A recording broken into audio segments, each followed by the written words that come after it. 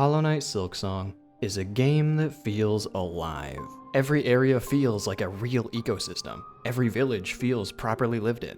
And every bug, no matter how seemingly insignificant, feels like they have their own lives, their own goals, their own story. Which makes it kind of weird when you spend the whole game indiscriminately murdering everything. Like seriously, I'm chill with this guy in one moment and in the next we're battling to the death. What is up with that? Why can't I play this game without being a serial killer? Can you even play this game without violence? Is it possible that I could beat Silksong as a pacifist? But before we answer those questions, let me define what I actually mean by being a pacifist. It should be quick, I only got 2 rules. Rule number 1, I can't use my needle or any skills to deal damage. Now I'm not banning these things entirely, so we can still hit things that aren't alive like walls, levers, objects, this stinking guy, and you can even hit that subscribe button. Aw man. The point is, I can use my needle and skills, I just can't use them to kill things. And rule number 2, Ma's mother doesn't count. She's the tutorial boss and the game is hard-coded to keep you contained in the tutorial until you kill her, like with invisible walls and everything. There's just simply no way around killing her. So for the sake of the challenge, let's all just pretend she doesn't exist. And so with all that done and dusted, it's time to finally begin. This was my journey to beat Hollow Knight Silksong without hurting a single soul.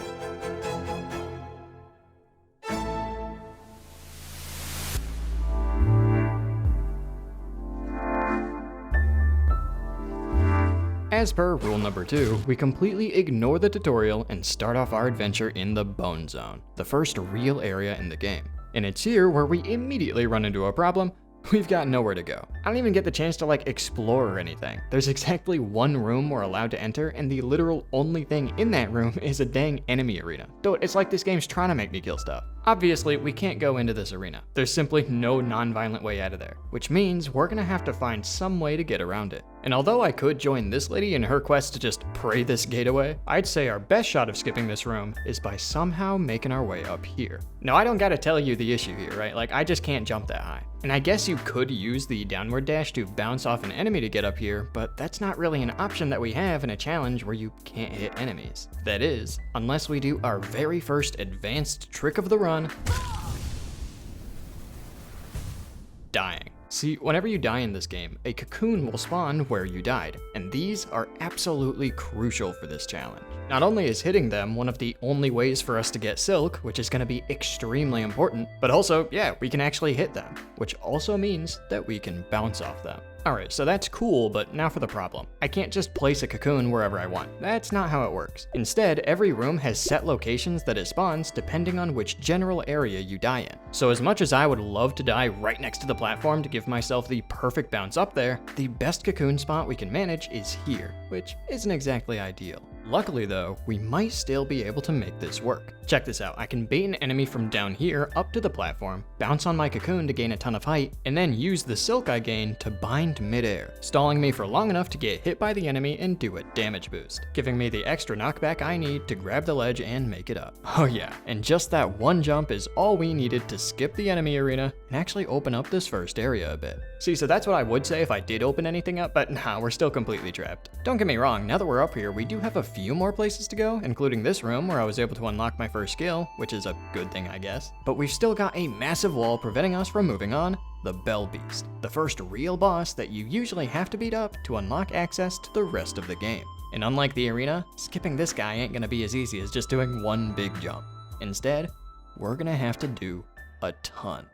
I'm gonna make this clear, we can't make forward progress. Every path in the Marrow is blocked right now, by either the Bell Beast, this one-way gate, or this impossibly huge gap. So instead, we're gonna have to make backwards progress. The Wormways is a mid-game area over to the left here that we're only supposed to be able to reach after unlocking the Swift Step to cross this gap. But if we can find some way to get to this place early, then we might be able to at least do something. Now, the door to the area is locked, which could have absolutely been detrimental, but there's luckily a key for sale in the Bone Zone. And although we can't kill enemies to farm the rosaries we need to buy it, this specific guy up here was actually nice enough to give us his rosaries by handing them over. So this locked door was really no issue. Instead, the issue is everything else. So first off, we gotta get in there to begin with, and without the ability to sprint, this requires a damage boost to clear this first gap and a well-timed downward dash to clear the second. After that, it was just a nice leisurely stroll before I entered what is formerly known as True Nightmare. The wormways are absolutely terrible for us, and it's almost entirely because the game really doesn't want us to be here without the sprint. There are just massive gaps everywhere. Now we can actually manage most of the tough jumps here by either just downward dashing or bouncing off spikes to get extra distance, but in particular, there are two completely unreasonable gaps that just seem hopeless to cross. The first one's right over here. Plain and simple, it's just too big. And without any enemies or nearby spikes in this room that could help us out, my only idea for clearing this one was to die and hope my cocoon spawns in the perfect spot to bounce off of. It doesn't. Of course it doesn't. It spawns like a mile away. Dude, come on. However, I still tried it like 100 times, and in doing so, I eventually found out about a new trick that might just help us out here: the bind jump. See, the fact that binding stalls you in the air isn't just good for niche situations like this one, but it also just generally gives you more distance in your jumps, as it keeps some of your horizontal momentum while completely zeroing out your vertical momentum. So by doing a bind jump here, after getting the initial height from the cocoon, we're able to get a teensy bit of extra distance and just barely make it past the first gap. Yeah, like I said, there's two of these, and this one over here is so much worse. The biggest issue here is that we can't do another cocoon jump. Not only because there's not a very convenient place to die, God, I hate it when that happens, but also we just used our single cocoon for the last gap. Like, we can't have two cocoons out there at the same time. That's just not how it works. So we gotta figure out how to deal with this gap without a cocoon. However, now that I knew about bind jumping, I was able to approach this area a little differently. I still can't make the actual jump, God no, but it might be able to help us make these two much smaller jumps to get to the same platform. And sure enough, after a bunch of testing, I eventually found that both of these gaps can indeed be cleared with bind jumps, at which point we'd be able to move on. And yeah, that's cool and all, but how in the world am I gonna get the silk to do all that? Binding requires a full spool of silk every time, and since we can't get silk from enemies, there's no real way for us to have enough to do all three of the bind jumps we need. So now, this means one of two things. First, we could try and find a way to get more silk without having to hurt anything. And conveniently, there's actually a tool right here in the beginning of the game that lets us do just that: the Druid's Eye. I mean, we'd have to hurt ourselves, but I don't think we're past that at this point. To unlock this tool, all we need to do is give this kind young lady 3 mossberries found in this first little area. And with 7 total mossberries available, this shouldn't be an issue. 2, I can get 2 mossberries. It's unbelievable. 2 of the mossberries are way out in completely different parts of the map, and 3 of them are in the mouths of enemies that we can't kill. So with that option now ruled out, the only way we can get through the wormways is by somehow cutting down on how much silk we need to use. We only get 1 spool of silk from our cocoon, and somehow we're gonna have to make that work. Okay, so of the 3 bind jumps that we currently need, the one that we're closest to making without having to use a bind is the first. It's actually really close. And as it turns out, if we first jump past the cocoon by precisely bouncing off these spikes, then it is just barely possible to make it across this gap without using any of our silk, cutting down what we need to just 2 spools now. But unfortunately, we can't do the same optimization for these other 2 gaps. They're both way too far to get away with just jumping over them normally. But now that we can get to this point with all of our silk available, we might be able to use it in a different way. Because remember, we did unlock our first skill, the Silk Spear, which, like the bind, stalls us in the air. But unlike the bind, the skill only uses half of our spool instead of the entire thing, meaning we currently have enough silk to do 2 Silk Spears, once for each gap. So now for the big question, can we do the same thing with the skill? That's right, by turning around the frame before using the Silk Spear, it's possible to take advantage of the fact that it slightly propels you backwards. And if you time it literally perfectly, this gets just as much extra distance as a bind jump, allowing us to set a checkpoint on this platform that we can respawn at to clear the first gap, and barely clear the second by just straight up making it. And dude, this took me so long, I accidentally opened up the menu. That's how bad my hands were shaking after getting it. And so, with all that, alongside one last damage boost for good measure, we've officially made it out of the wormways and into the mid-game, all without hurting a single bug.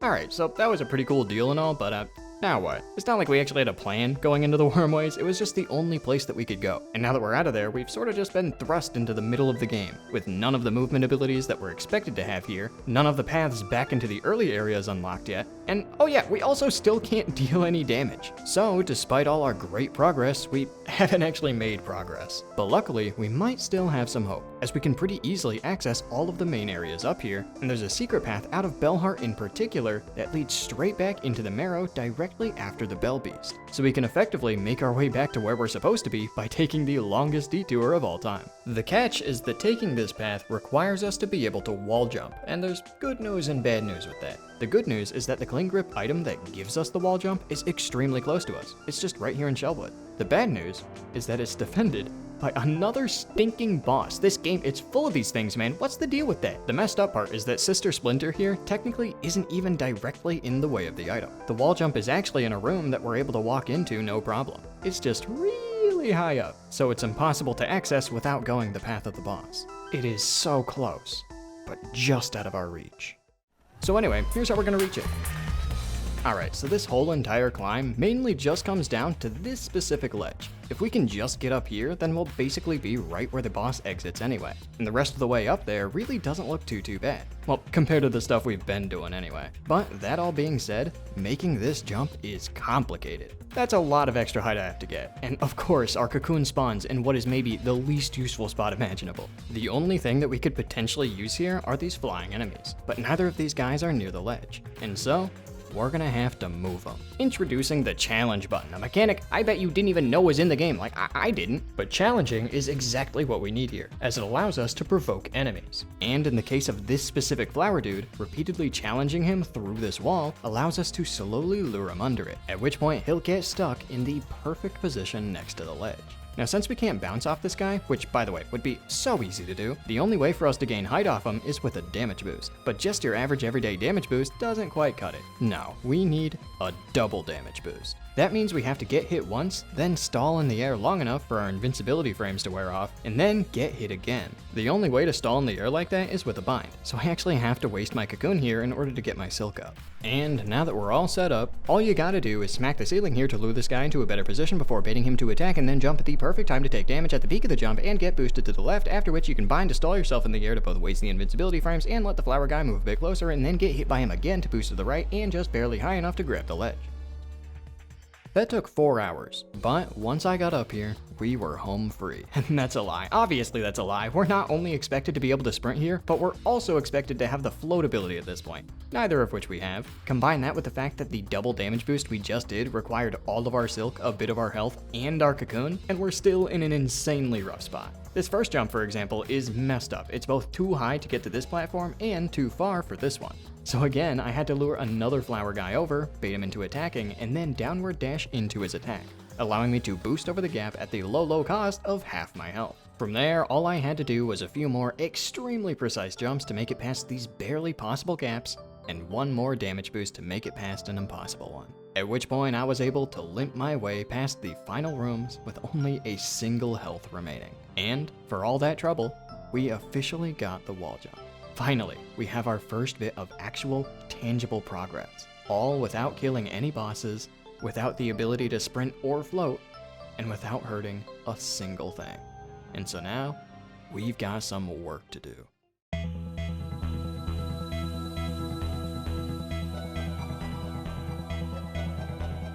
Now that we've officially opened up the world a bit and got some means to properly navigate it, now's about the time we should start thinking about how we're gonna beat this game. The next main obstacle in our way is another boss, Widow. However, unlike the last few bosses we've encountered, we're not gonna be able to skip Widow. Killing her is what directly unlocks the most important story item in the game, the Needle-In, which is literally the song to our silk. As far as I know, there's absolutely no way to beat the game without it, and there's absolutely no way to get it without killing Widow. So, like it or not, we're gonna have to somehow find a way to actually deal damage. In a pacifist challenge. Luckily, this actually isn't as hard as it sounds, as I was able to immediately use my newfound wall jump to access our very first tool, the long pin.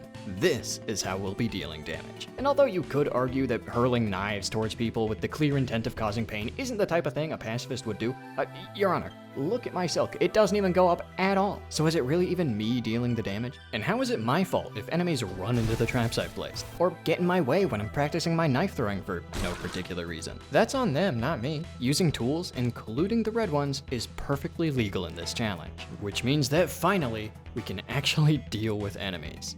Well, kinda. See, the issue with the red tools in this game is that they're garbage, with their main issue being that they're extremely limited. Our long pin, for example, only has 10 shots before we have to refill at a bench, which is enough to kill like maybe 3 dudes. And to add insult to injury, they're even more limited on top of that, as refilling our ammo requires scrap, which we can really only get from killing enemies. You see the problem here?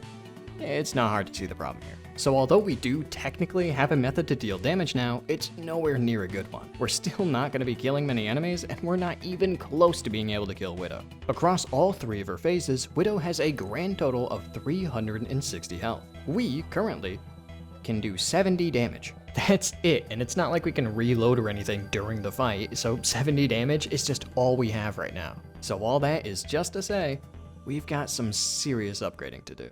But don't worry, I've got some good ideas for how to increase our damage output now that we can wall jump to get around. My first is just to find some more tools. We've only got 1 right now, and there's gotta be something that's better than literally nothing. And so, after using my wall jump and some cocoons, I was able to scrounge around here in Shellwood to gather up these purple flowers. I then traded them with this trustworthy looking fella, and in exchange, they gave me the polyp pouch. This is the second most important thing in this entire challenge. The polyp pouch is one of the only tools in this whole game that's actually able to increase our DPS, as it directly upgrades our tools by giving them a poison effect. It's an incredible permanent boost to our damage, and it doesn't take up a red tool slot, and it doesn't let us kill Widow. Dude, we're still not even close. So now, we're gonna have to start scavenging around the map for the real tool upgrades, like crafting upgrades, which increase our tool damage, and pouch upgrades, which increase our tool ammo. There are 4 of each of these throughout the game, and theoretically, if we can find enough of them, then we should be able to increase our damage output enough to do what we need. The first of them is sold by the Forge Daughter down in the deep docks, with the only issue being that it's blocked off by an enemy arena. And so, after heading through that Bellheart shortcut that I mentioned earlier, to bust back into the Marrow, I made my way into the depths and prepared for our very first battle. Now, unfortunately, the fact that our ammo is so limited right now means that there's just simply no way to kill all 5 waves of enemies in this fight by just throwing my stick at them. Just one enemy takes like 4 shots to kill. So, to conserve my ammo as much as possible, I employed the help of the flint throwers. These guys' projectiles can actually deal damage to other enemies, and if you're able to snipe them out of the air, even themselves. And this method of passive damage proved to be absolutely crucial, as I was able to get through nearly the entire fight without legally doing anything wrong. After which I was able to clean up the remaining 2 waves with all of the ammo that I saved up, just barely squeezing us out of the fight and allowing us to collect our first crafting upgrade. Now at this point, the only other obvious tool upgrade we can grab is this pouch upgrade way over here. But before we're even able to get there, we first need to grab those 2 movement upgrades I skipped. The first one we're supposed to get is the sprint, which is just right next to us in the deep docks. And you know, it would be really easy for us to get it right now if it weren't for the fact that it's blocked off by another dang enemy arena, man. This one's way worse than the last one too. There's no way for us to deal passive damage to these guys with the environment or with friendly fire. And although I did get a tiny little damage boost on my long pin, it's still just nowhere near enough to deal with these waves on its own. But don't worry, I still have an emergency plan. By treading through past trauma by going back into the wormways, I was able to find what's called a memory locket, which gives us a one-time upgrade to our crest to increase our tool capacity. And so, after finding another nearby red tool, the straight pin, we can use the memory locket to unlock another red tool slot and equip both of them at the same time. And yeah, needless to say, with 2 weapons now at our disposal, I was able to easily, convince these guys to, die. Anyway, after that, I was able to pick up the swift step and were able to move on. However, despite our new movement upgrade, moving on is actually pretty tough. The next obstacle blocking our path to our tool pouch upgrade is another whole stinking boss fight, Lace. Dude, I've been so nice throughout this entire challenge. Why does everyone still got a problem with me? Unlike the last 2 bosses that have blocked our path, I actually don't think it's possible to avoid fighting Lace here if I want that tool upgrade. But also unlike those last few bosses, this time with all of our new kicks, we might not have to. Lace is an early game boss and only has a total of 250 health. And now that we can bring 2 red tools to the fight, each with some boosted numbers and added poison, we currently have a maximum damage output of 264. Oh yeah, it's time for us to take down our first boss. Okay, so I know all of our caveman brains are probably pretty excited because my number bigger than her number, but we still gotta understand that that doesn't make this fight free. Since we're only able to do a tiny bit more damage than Lace has health, we can't really afford to miss any shots. We'll just run out of ammo before we kill her. This makes our absolute best strategy waiting around. Lace has a ton of different attacks, but afterwards she always does one of 4 things. Nothing, a little dance, which is effectively nothing, a sword swing that blocks projectiles, or a counter. So my general strategy then was to simply dodge her attack and then try to react to what she does afterward to deal some damage. And with my old man reaction time that God for some reason gifted me with, I usually only opt to hit her after her counter, as that one is the easiest to react to. But of course, this means that dealing damage is a rare occurrence for me, so the fight takes way longer than usual. This only amplifies the chances that I make a mistake. And I guess this is as good a time as any to mention that my tools are for some reason attached to the same button as my skill, and I'm not allowed to change it, which is just dumb. But eventually, with enough jumping and dodging and waiting around, Lace eventually just got bored and left, officially putting an end to our first boss fight. Alright, so one last thing before we can get that tool pouch upgrade, we need the ability to float, which is right over here. And luckily, this one doesn't require any violence at all. All we need to do is give this lady a bunch of spines, which I was able to find either laying around on the ground or by kindly asking these guys to gift us theirs, officially catching up with all the upgrades that we had to skip at the beginning of the challenge. So now, with everything we need, we can make our way over to the Pilgrim's Rest and finally get that tool upgrade. Oh no, come on! Never mind, I guess we're dealing with another stinking battle. This is 4th Chorus, a boss that technically doesn't block our path to the Drifter's Cloak, but does block our path back. And this guy might be a problem. As a refresher, we can currently do a maximum of 264 damage if we hit all of our shots. And 4th Chorus has 500 health. What is that? That's more than Widow, man. What the heck? We are not going to be able to kill this guy. But luckily, now that we have the ability to float, we might be able to go back to our true pacifist ways and skip this boss entirely. See, if you look closely, you'll notice that there aren't actually walls around this fight that force us in or anything. It's just really big gaps. And so, if we can somehow find a way to clear this one, we might be able to get out of here. And at this point in the challenge, doing big jumps is no deal to me. We can make this one by spawning a cocoon to get our silk up, sprint jumping completely off the left side of the screen, dashing and binding to get some extra distance, and then gently floating right on over the rest of the gap, allowing us to avoid yet another boss fight, this time by just straight up leaving. So now we finally have everything we need to reach the Pilgrim's Rest and grab our first tool pouch upgrade, allowing us to increase our ammo capacity and, once again, boost our damage output. And now, with all that nonsense finally complete, from upgrading our tools and putting them to the test, we've officially increased our damage output to 324. Great, we still can't kill Widow. God dang it, now what? We just spent all that time collecting every single possible upgrade we could find. There's nothing left for us to do. We can't get any of the other tool upgrades because all of them are only available after killing Widow. And it's not like we can get more memory lockets so we can hold more weapons like I did that one time, because every single crest that we can get only has a maximum of 2 red tool slots. And as far as the other colored tools go, the only useful one is the polyp pouch. Everything else sucks. Although, fun fact, this rosary purse that I found in the Wormways actually does become something different if I were playing in Steel Soul mode. Obviously I'm not, because I have to die a bunch in this challenge, which is the one thing you can't do in Steel Soul, but insultingly, it of course increases tool ammo and would be amazing for us right now. Like, why did they put the best thing for this challenge in the mode where you can't do the challenge? It's messed up, man. So with all of those options exhausted, the only thing that I could think to do to maybe get our numbers up is scavenge around the map for other red tools and just hope that one of them's able to do more damage than our current ones. If there's nothing out there that's good enough to make us reach that 360 threshold, then we just simply have no other options.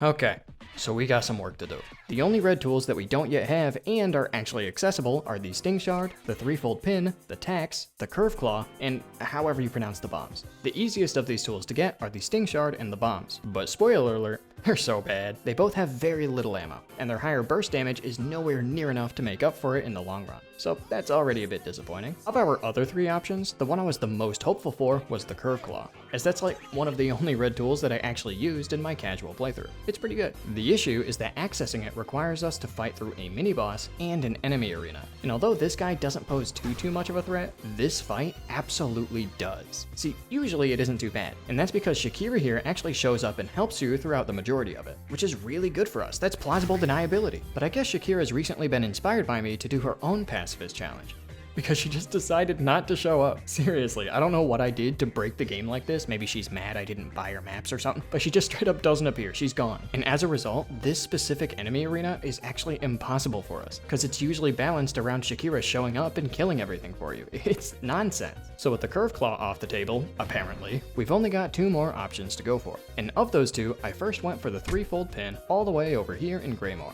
Now, just for fun here, I'm gonna give you guys a quiz as to what's in the way of the 3-fold pin. Is it A, an enemy arena?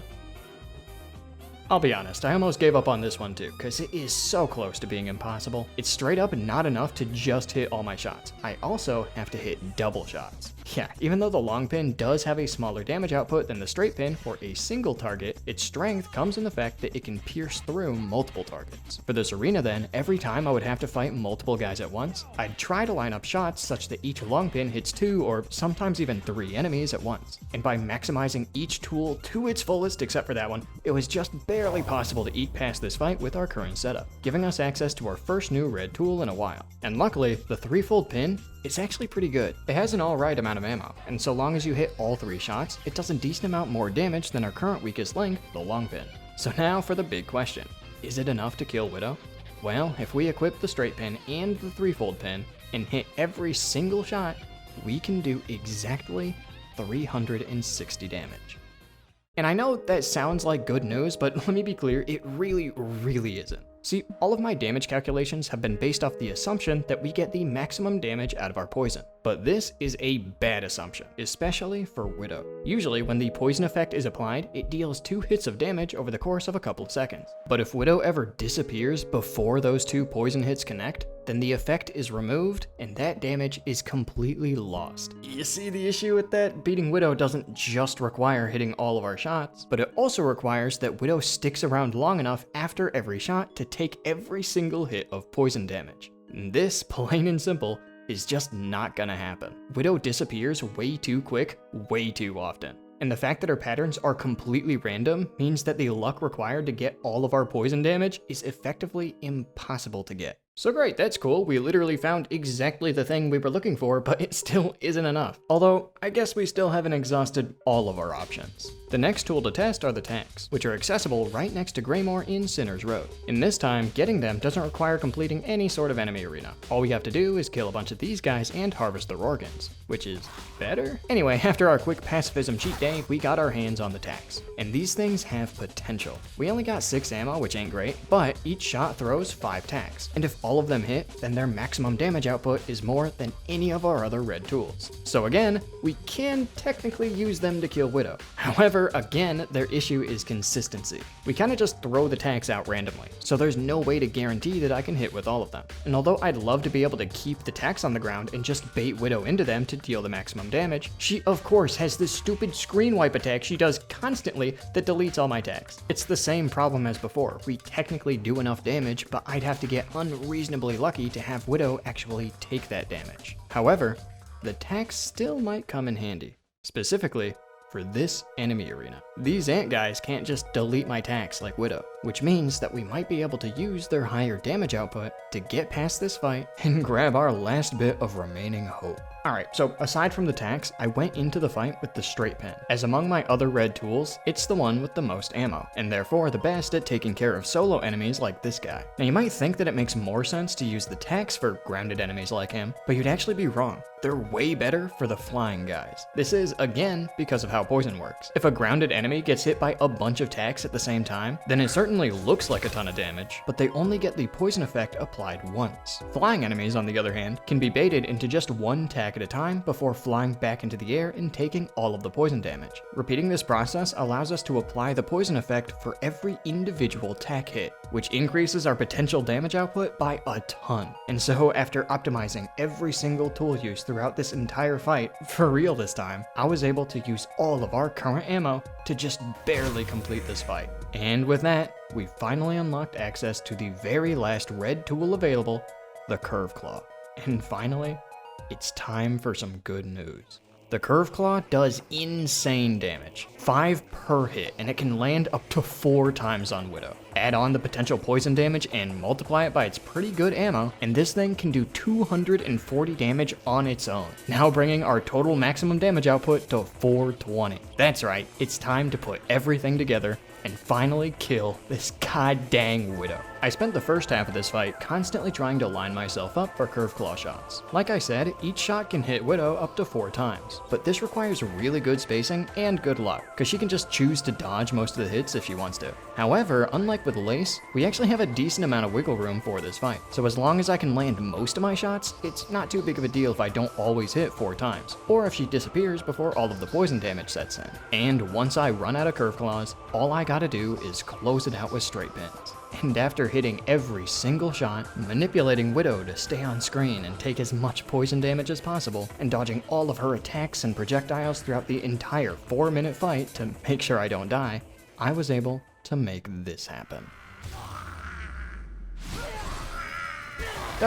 Widow's not in pain or anything right now, by the way. This is a perfectly fine thing for a pacifist to do. With that, we finally defeated Widow, grabbed our needle in, and can continue in the challenge.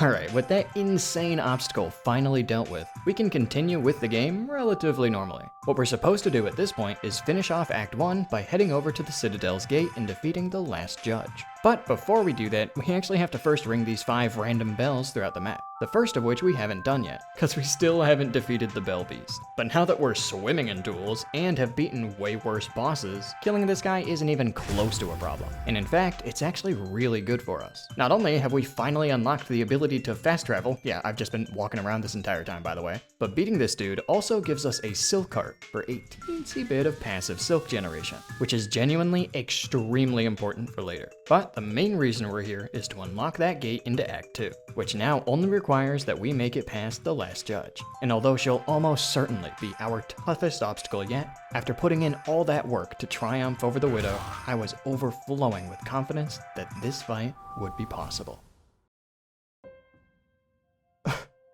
Okay, never mind, I guess. The last judge has twice as much health as Widow. Twice. It doesn't even matter that we can now get another crafting upgrade and another tool pouch upgrade. That means nothing. There's no amount of upgrading that we can do to literally double our damage. But like Widow, the last judge isn't something that we can just skip. She's the one thing blocking off access to the entire second half of the game. So if we can't kill her, how can we continue? Well, there might be something we can do. Sure, we're almost certainly not going to be able to kill the last judge, but it turns out she technically isn't the only boss preventing us from getting into Act 2. For if we take this route all the way up into Greymore, down Sinner's Road, and straight through the mist, we can access the Exhaust Organ, which houses a secret optional boss, Phantom. This is a boss that you're only expected to find after already being in Act 2. So if we can find some way past her, then we'll actually be booted straight into this game's second act, skipping over the Citadel's Gate and the last judge entirely. But I mean, this isn't the best alternative option. Phantom is still a boss, and a later game one at that, so there's no guarantee that she'll be any easier for us. 650. It's not good, but it's better, and we might just be able to make it work. So, like I've already said, defeating Widow did allow us to gather up a few more tool upgrades, which in total brings our maximum damage output to around 570 if we use the same loadout. However, even this is kinda misleading, because Phantom is a whole lot smaller than any of the other bosses we fought so far, and therefore much harder to hit with our Curve Claw. Realistically, we're only going to be landing 3 hits per shot instead of 4, which hurts our numbers a ton, so we're going to have to keep digging around for more ways to somehow increase our damage. And luckily, beyond just those 2 tool upgrades, there is one more big thing we've earned now that we've killed Widow and unlocked the Needle-In, and that's access to Weave Nests. These are bonus areas that we can unlock by playing a little ditty at their door, and a few of them have some pretty cool things going on, but the one that we care about is the one in Bilewater. which gives us the Ruined Tool. This item is extremely interesting. We can take it to one of 3 different spots on the map and craft it into one of 3 different weapons respectively. The problem is that 2 of those spots are just straight up inaccessible to us, so we don't actually have a choice of where to bring it. We just have to give it to the Forge Daughter and hope she gives us something good. And in another uncharacteristic stroke of luck, she does. This is the Silk Shot, and without dawdling too much, this is now our best red tool by far. This thing does 11 damage per shot and has 22 ammo, making it single-handedly able to take down over half of Phantom's health. The only downside with the Silk Shot is that it does take up a little bit of silk every time we shoot it, which would have been absolutely detrimental for us if it weren't for the fact that we can automatically generate a little silk now. Yeah, I told you that'd be important. This thing would have been useless otherwise. Unfortunately though, that's kind of where our luck runs out. Like I said, the Silk Shot's only capable of dealing half of Phantom's health bar, and the fact that it's our best weapon means that nothing else we have would be able to actually close out the fight. The second best thing we've got is probably the tax, but even if we were somehow able to maximize every single tack hit like we did with the ants, we don't even have the minimum damage output we would need to get past her. And now that we just got the Ruined Tool, we have officially rung Act 1 completely dry of red tools. There are simply no more for us to try. Unless you count these guys. No one counts these guys. And aside from gathering new tools, we've already exhausted every other possible option to increase our damage output throughout the entire first act. Well, except for one. The third tool pouch upgrade is technically the very last tool upgrade available that we've yet to collect, gifted to us by New for completing her quest. However, she doesn't want us to just gather 6 items or kill 10 of the same enemy. She wants us to fill the Hunter's Journal by killing 100 different types of enemies. Okay, so aside from the fact that the video you're watching is supposed to be a pacifist challenge in which we're really not trying to hurt anything, this just seems unreasonable. There are 237 different types of enemies throughout the entire game, and we're being asked to find and kill almost half of them in Act 1, which is like the first third of the game. In my mind, I just couldn't see this being possible. Like, I only have 20 guys right now, and I could maybe name 20 more that I haven't killed yet. There just can't be that many that I'm missing. But technically, I can't prove that it's impossible. The only way to find out if there even are enough enemies in these first several areas to fill this bestiary is to simply start counting. Now, things started out actually looking pretty promising. As much as I've been joking around with this whole challenge not really being very pacifist, I actually have been avoiding violence for almost this entire run. So most of the work I put in filling this bestiary was just going back to the areas I've already been and making sure I've killed at least one of every obscure dude in each one. And after just simply exploring around to fill in the gaps in my Hunter's Journal, I was able to pretty quickly grow my bestiary to 82 entries. Kind of amazing progress, in all honesty, but realistically, still way too far from 100 to be too optimistic. So it was at this point where I had to start getting creative. Firstly, there were a bunch of stupid enemies that were either completely out of my way or extremely easy to miss, like the Servitor Ignum, which is literally a light that doesn't even deal damage, and the Shardalard, which disguises itself like a rock. How was I supposed to know to hit these things? Flint beetles were also kind of weird. They don't just spawn naturally like every other guy, and instead you have to unlock and accept the quest to exterminate them. So they took a little bit more effort to find. And speaking of, I also had to go way out of my way to collect another simple key so I could unlock this door into the late game half of the Deep Docks, which had 2 unique enemies I could kill, the Flint Flame Flyer and the Deep Diver. There were also a couple more down here that I was hoping I could get, but unfortunately, the rest of the area is locked until I get the grapple ability from Act 2. So cool, I wasted a whole key for 2 enemies. It's really come down to this. Anyway, for the next few dudes, I had to finally put those bombs I collected like 10 hours ago to some real use, as they're not only basically necessary to do enough burst damage to be able to kill evasive enemies like the Stilkin and especially the Grom and the Wormways, but they're also one of the only ways to add Sandcarvers and Muckmackets to the bestiary. Come on guys, these are not enemies, hazards at best. How was I supposed to know to do that? But the worst of them all is the Squirm, which is not only an enemy that literally spawns in a single room in the whole game, but you also need to play the needle in for like 30 seconds straight in order to actually spawn them. Of course, all those guys were nice to add to the list and all, but we're still not quite to 100. And I couldn't find any other secret hidden enemies anywhere, so this is when I started to get desperate. mini-bosses. Obviously, as a tried and true pacifist, I'd rather not have to put myself through whole entire fights just for a single bestiary entry, but that's just where we're at this point. Luckily, the Covetous Pilgrim, Kragler, Skull Tyrant again, and Rhino Grund weren't too bad to find and kill. Although you gotta be careful with that last guy, if you hit the lever and let him escape his little arena, then he disappears. Forever.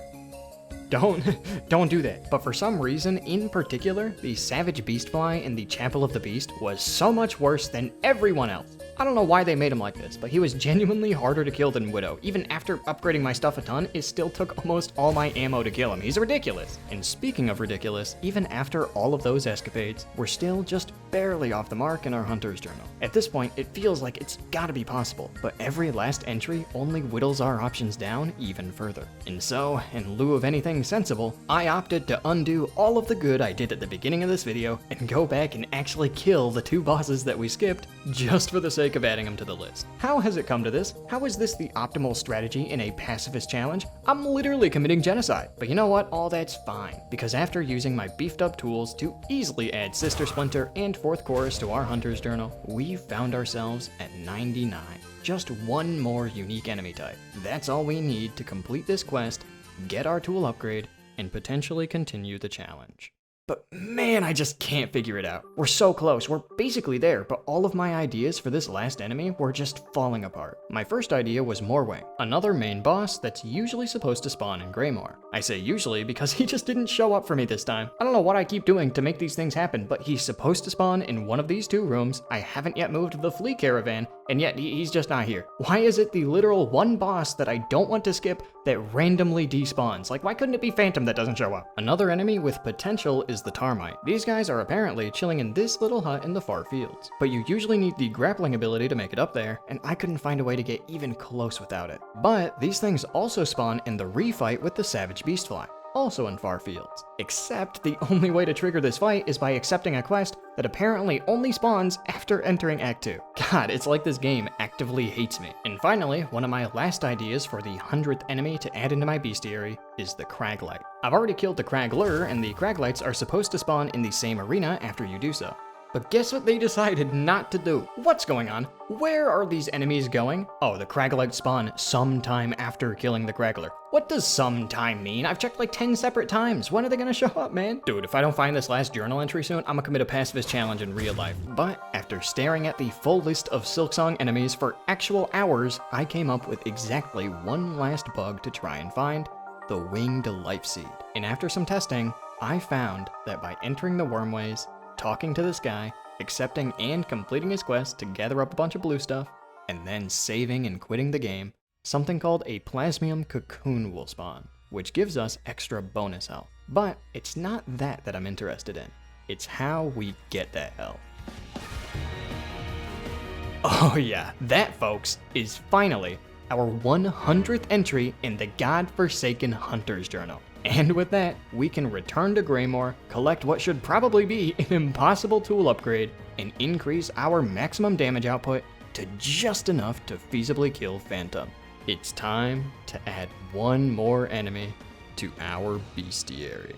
So like I've already said, our optimal loadout for this fight is the Silk Shot and Tax, and I opted to start off the fight with the Silk Shot. This is primarily because Phantom does a ton of teleporting around in our final phase, which not only negates a ton of poison damage, which is less of a deal for the Tax, but it also just makes her a whole lot harder to hit with the Silk Shot. And as is tradition at this point, missing shots isn't an option. Of course, this comes with the fun side effect of using up all of our silk right at the beginning of the fight, so I never have an opportunity to heal. Cool, I guess I wasn't planning on taking damage anyway. Once we run out of silk shots, we should be around Phantom's final phase, at which point our strategy becomes toss Tax in the middle of the room and run back and forth for 10 minutes. But after a bit of skill, a bunch of luck, and a whole ton of planning and preparation, we were, once again, just barely able to eke out the win on yet another crucial boss. And with that, we've officially made it into Act 2, where we can finally get a breath of fresh air.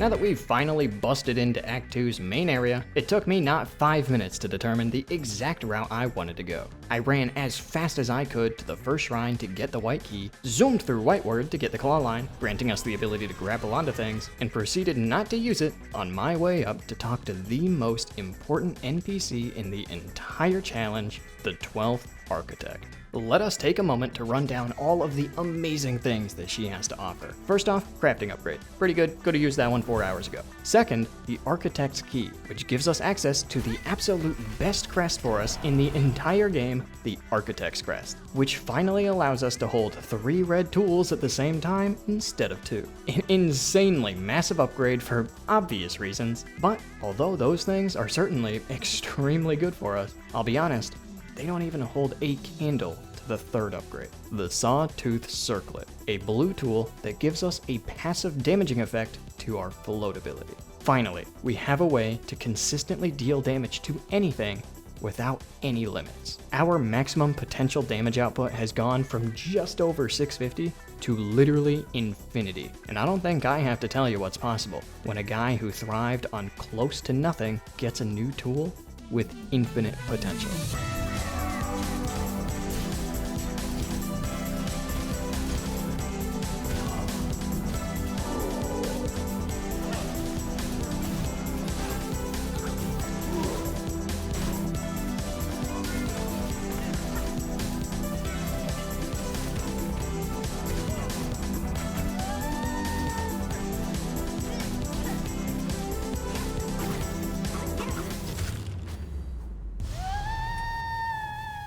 With just this one upgrade, I was able to almost effortlessly plow through the entirety of Act 2, defeating the Clockwork Dancers, Trobio, the High Halls enemy arena, and Lace again with almost no issue. Almost. And unlike every other boss thus far in this challenge, I approached each and every one of these last few with full confidence. I barely even used my red tools anymore. Now that we can deal passive damage whenever we want, it kind of felt pointless to use a limited resource, which was strange after doing this challenge for so many hours. It's weird, but for the first time, we actually have a clear path to its conclusion. Sure, we still can't die, and it's not like dealing damage like this is easy, but compared to what we've been doing, this tool makes the challenge trivial.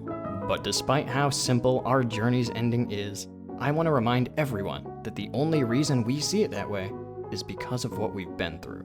We can't forget the work we've put in, the plans we've put into action, the obstacles we've overcome, the nonsense we've put up with, and the wins that we've earned. And with one last battle with this game's final boss, it's finally time to answer the question. Is it possible to beat Hollow Knight Silksong without using our needle, without casting skills, and while being a pacifist?